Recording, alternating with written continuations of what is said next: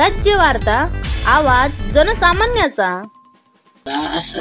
आसाराम बोरकर मुंसनी आसाराम पंजराम बोरकर ते राशनला दुकानात आले। मागच्या महिन्यात त्यांनी पावती काढलेली नव्हती। ते मला म्हणाले मला त्याचा माल द्या। तुम्ही मला त्याची काय पावती निघलेली नाही, काय नाही, मला तुम्हाला त्याचा माल देता येणार नाही। तर मग ते म्हणे कसं काय देत नाही, तुम्ही कोण खाणार आहे? आणि शिया गाळ्या करू लागले।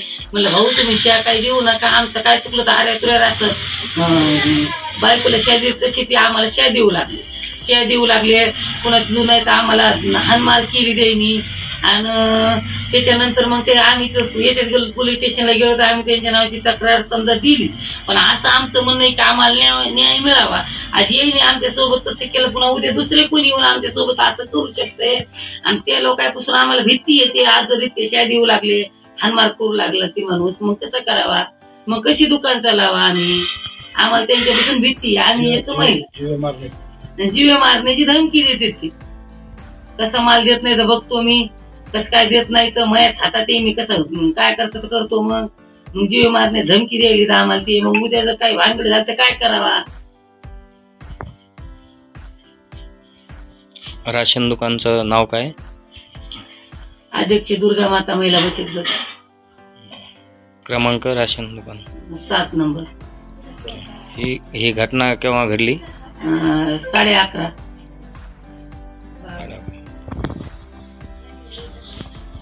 त्या व्यक्तीकडे जी आहे तर या अगोदरच्या महिन्यामध्ये पावती नसताना सुद्धा तो धान्य मागत होता का?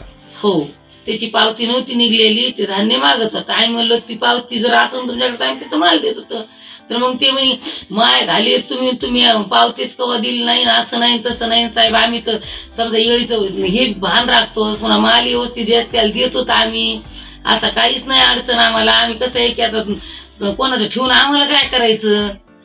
त्याच्यावरती तात्काळ आपण म्हणजे तक्रार केली का? हा, तिथून लगेच मग आम्ही त्यांना समजा हे झालं, शियागाळी झाली, मारहाण झाल्यावर आम्ही तिथं पोलीस स्टेशनला गेलो तर आम्ही तिथं तक्रार केली त्यांच्याकडे। पण असं आमचं म्हणणं आहे की त्यांना आमचा विचार करा। आम्ही महिला येतो, जर समजा आमच्या सोबत असं काही जर आणि काही घडलं तर मग याला जिम्मेदार कोण आहे? आज याने केलं, उद्या उठून पुन्हा आज कोणी करू शकता येत ना